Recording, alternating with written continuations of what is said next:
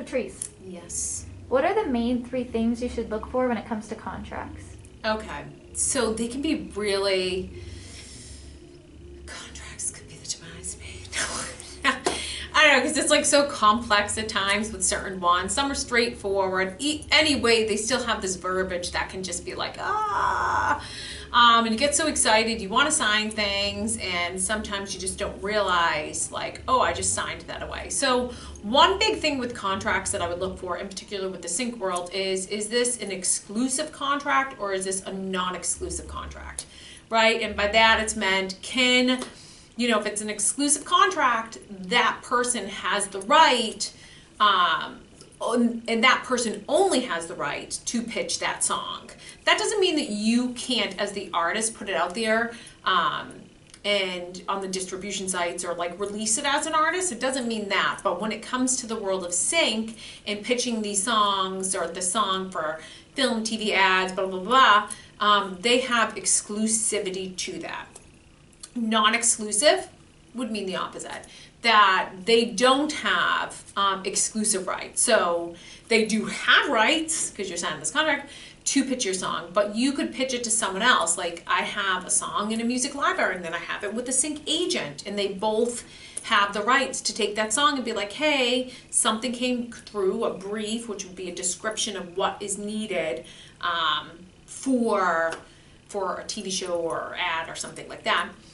So they would have that, and they would both be able to pitch to different things there. So you want to be looking for, is this an exclusive deal, non-exclusive deal? Another thing you really want to be looking for is, how long is this for, right? What is the term of this agreement? And so that could be a year, it could be 2 years. A lot of places that you have to be really careful, and this could be something that you put into a database, a spreadsheet. I have a spreadsheet with my songs. Do I have my split sheet signed? Are they registered? All of that there, and it's just a checklist. So this way to kind of like manage things. Who were they signed to? When were they signed? When is that going to be up? So you want to kind of look, because there are some things, it's interesting, as of recently, a couple of things have presented itself where it's like, ooh, do I want to pull that song from who has it? Because they don't seem to be working it so much, and I want to see if there's other potentials with it. But yeah, you want to be looking for is, how long is this contract for, this agreement for? Is it, a lot of times it just renews. I have some that are like 2 years. It's for 2 years, and if we don't hear from you, we're just going to renew it for another 2 years. And then again, at that 2-year mark, we're going to renew it for another 2 years. I think after that, it kind of like stops, or some of them are, again, it's all different. It could be just a continuum of that. So some are for a year, and they want written, like, if you want to take your song back, they want written letters mailed to them that you're going to be taking that song back. So that is something to just consider on that end. It's like, okay, great, like, how long is this contract for? And then another really important thing to watch for is, like, how much are they taking? How much is this, how much of a cut are they going to take? Are they taking the publishing? Are they going to try and go into that there? And they might do that because they are going to be registering the song different places. So they want, because they're going to be doing that work, they want to take an end of that there.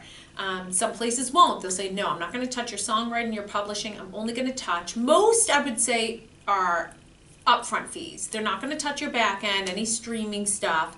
It's more of like, you get something through and it's like, hey, for $10,000, we want to use the song. And typically it's like a 50-50. They'll take 50% of the upfront fee, and then you take the other 50. And that would be distributed out for yourself, or if you have co-writers, and kind of gone on that way there. But whatever the total is, they're just, regardless of how many people you have in on it, they're just going to take their cut. Sometimes 60-40. So that's another thing. You just want to kind of watch for those different things. Definitely read through them. Make sure you word clear, that you look up any terms you don't get, because that's, you just want to make sure. But I think 3 really crucial things to just make sure is, is it exclusive, non-exclusive? How long of a term is this for? And how would you be able to get out of this if it's not serving you? And then the last part is, like, how big of a split how much of a share are they taking off of this, and what does that kind of look like, front end, back end, publishing, and stuff there. All right.